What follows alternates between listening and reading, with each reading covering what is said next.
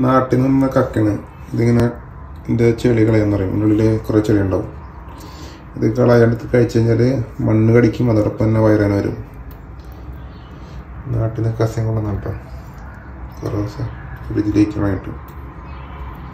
ഇത് ക്ലീൻ ചെയ്തതുപോലെ ചെറിയ കക്ക ഭയങ്കര ബുദ്ധിമുട്ടായിരിക്കും.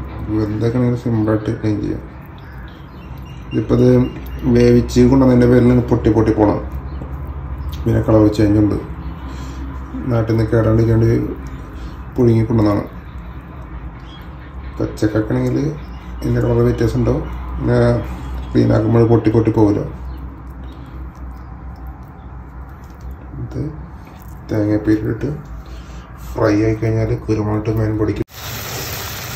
ഒരു 3 വിസിൽ കുക്കറിൽ കിടന്ന് സാധനം സെറ്റായി. അതിന് ശേഷം നേരെ ചീഞ്ചിട്ടിട്ട് തേങ്ങാപ്പീരയും പച്ചമുളകും വേപ്പിലയും വെളുത്തുള്ളി മഞ്ഞൾപ്പൊടി ഇതൊക്കെ ഇട്ടിട്ട് സെറ്റായിക്കൊണ്ടിരിക്കുക. ആവശ്യത്തിന് ഉപ്പ് ഇങ്ങനെ വരട്ടി ആവശ്യം മേടിച്ച് ലാസ്റ്റ് ടൈമിൽ കുറച്ച് കുരുമുളക് പൊടി മോടിടുക.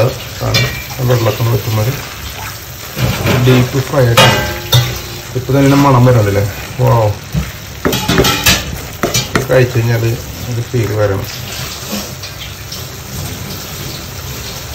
കക്ക ഫ്രൈ പല ആൾക്കാരും പല സ്റ്റൈലുണ്ടാക്കും. നമ്മൾ തൃശ്ശൂർ കൊടുങ്ങല്ലൂർ സ്റ്റൈൽ ഉണ്ടാക്കണത്.